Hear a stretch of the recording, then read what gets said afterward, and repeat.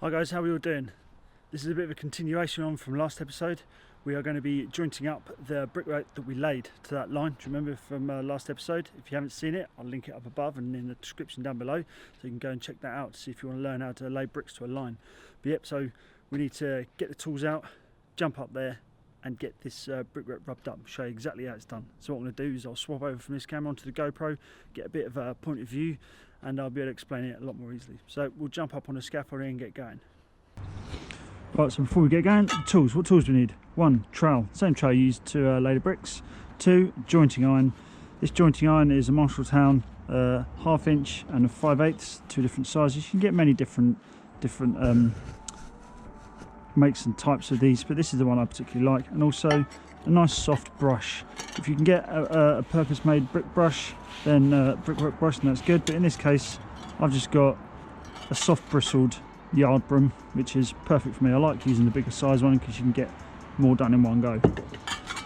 Right, so next thing you need to do is move the line out of the way so you can get into the brickwork.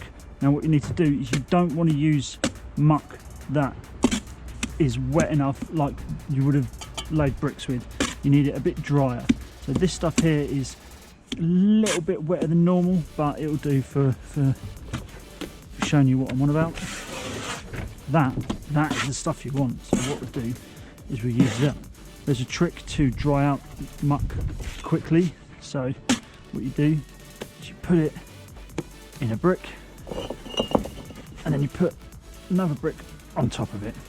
And that will suck all the water out of that, and that'll be nice and dry when we need it.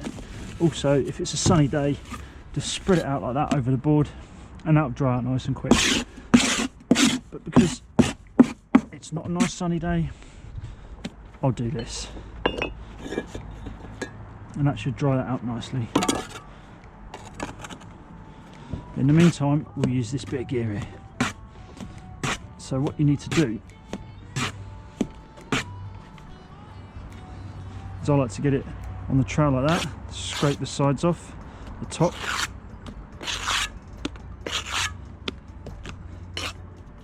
get it nice and stuck to that trowel. Then we are going to go for half round tool joint, which is this joint you see here. It's just very simple, the simplest one you can do.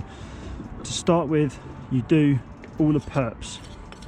Now what you do is there's different parts of this tool.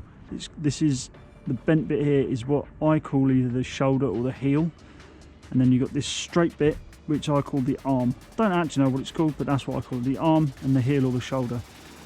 Now when you do the perps, you put pressure with the top part of the jointing iron and bring it down.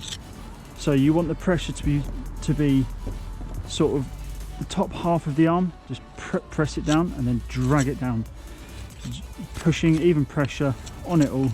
And what you do is you do this and you go and do every single perp all the way along the wall that you've just done. If for example here you get a little gap, get your trowel, 45-degree angle, jointing iron on it, scrape up, and then you just fill that little gap in exactly the same way. Don't mind if you do a little bit at the bed, but go along and do all of the perps, every single one. If they're a little bit shallow there, just get a little bit on there and just rub it down. So just go along every single one. You've got a little hole there, it might be sensitive if you can't get it going down. Just do exactly the same thing, but just go up. So we'll go through and we'll just do every perp we see.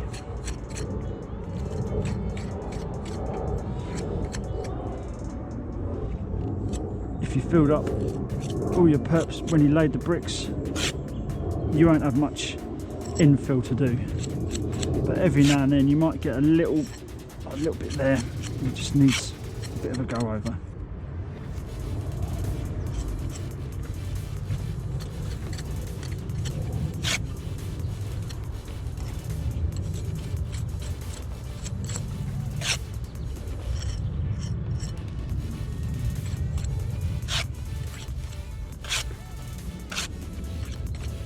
Keep going through it all.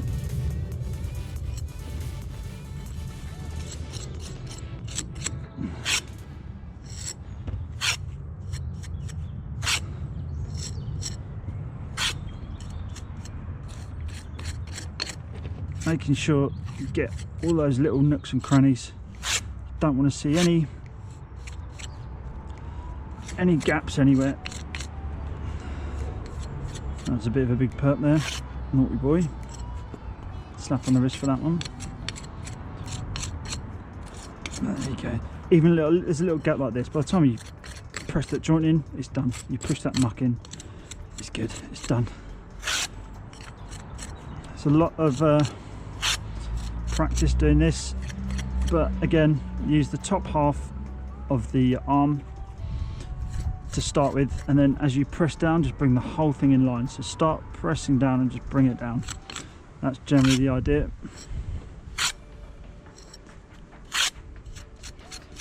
And just keep going through, and the more you practice at it, the quicker you get at it. It's a bit of a knack.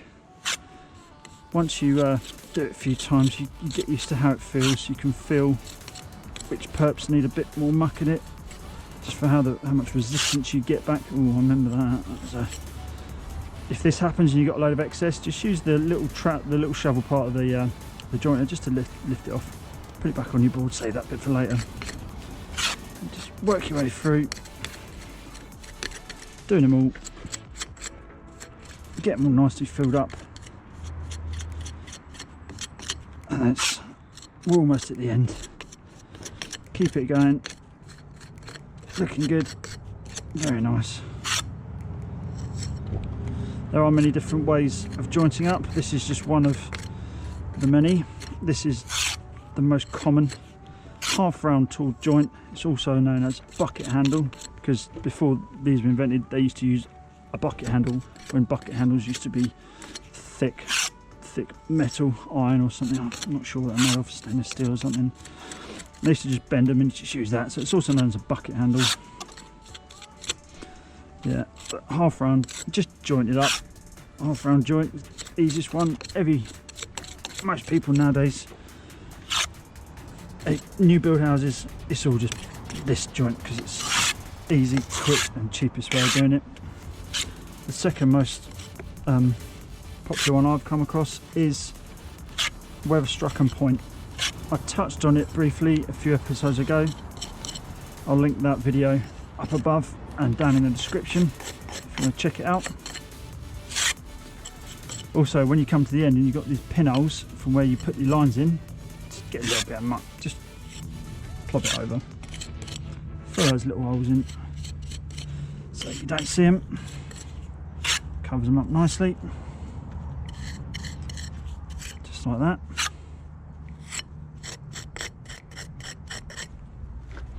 And that is the perps top and bottom.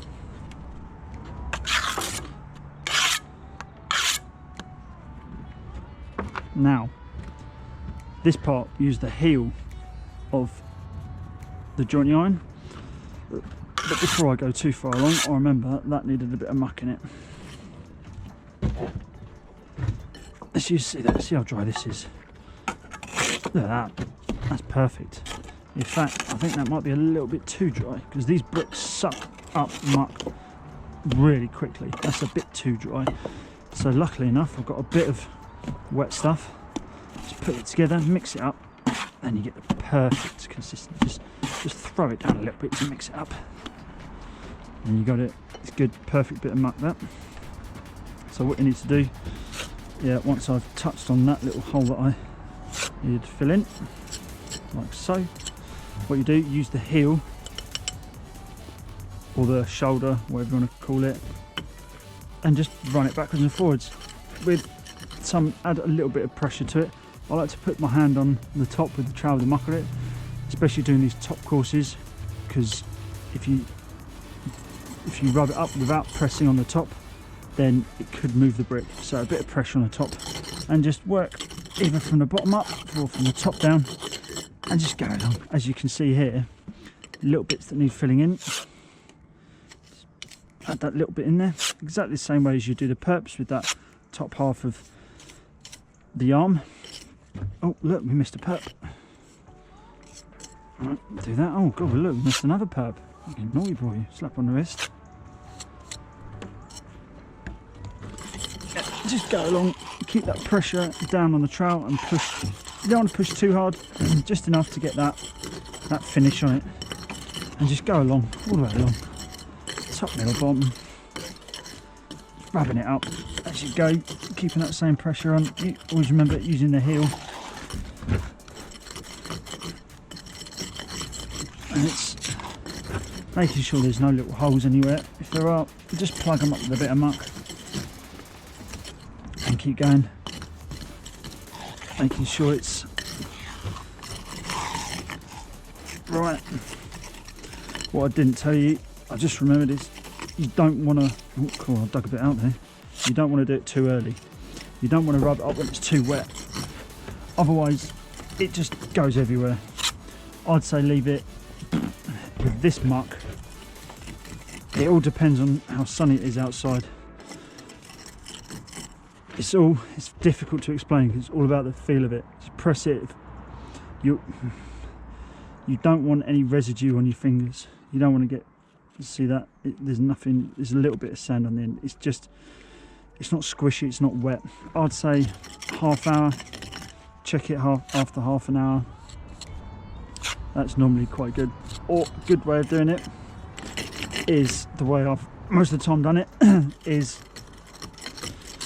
whatever you do before lunch, give yourself 20 minutes before you have a cup of tea and sandwich or whatever, and rub it up then. So do a morning's work and rub it up just before you have something to eat. And the same again in the afternoon. Leave yourself half an hour afterwards to do it, unless you're working really quick and you get like a whole flank done in one morning, and just do that one particular flank. Once you've done it, then you should be pretty good. Then you'll be able to tell if it's too wet because it'll smudge all over the place. And you see how when I'm rubbing this over it, just all these bits are dropping off.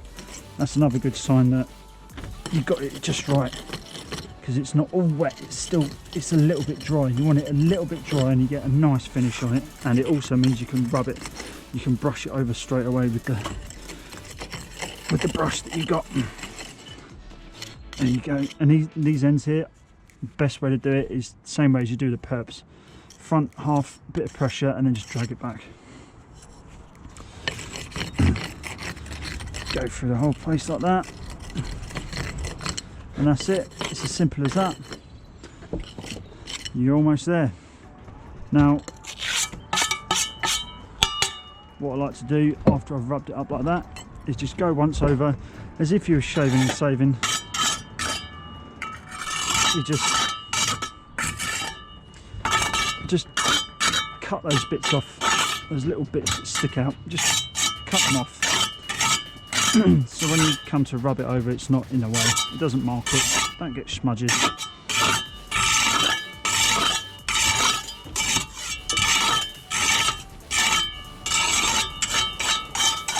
And once you've gone through, normally give it about 10 minutes, but in this case I'm going to rub it up straight away because it's dry enough. The way I like to do it, again, even pressure, just semicircular motions. This particular joint, I'm trying to make it a little bit rough so that it matches in with the brickwork. It's, if you can see, you can ever so slightly see the brush strokes in the joint. That's showing it's a fraction wet, but it's not too bad. So yeah, just give it a once over. What I like to do is just give it that once over and then come back to it probably like that hour or so later. Again, this is all depending on what the weather's like. If it's really hot, you're gonna have to do it a lot sooner. If it's really cold, well, you shouldn't really be doing it if it's really cold. The rule is 3 degrees and rising, 3 degrees Celsius and rising is the minimum you can do for laying bricks. Anything more than that and you're just gonna freeze, and it's gonna blow the front of your brickwork off, and you'll get all your mortar will get ice crystals in it and freeze. You'll be losing a lot of strength in it. There we go. So there we go, that's there you go, that's pretty much the size of it. Just give it another little go over like that.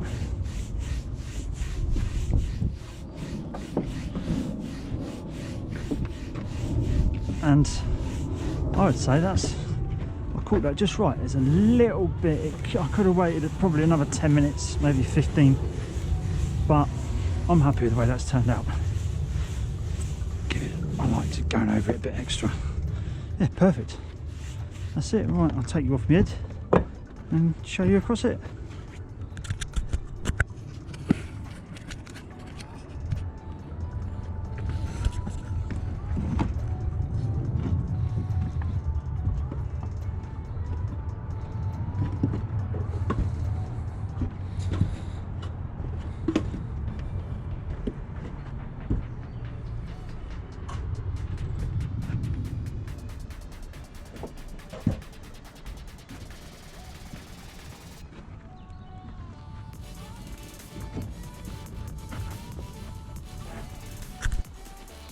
Okay guys, that'll do us for this episode. You just learned how to joint up your freshly laid brickwork, finish it off nicely.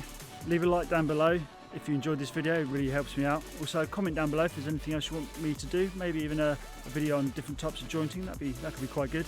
Yeah, so subscribe if you aren't already, and I'll see you guys in the next video. Take it easy.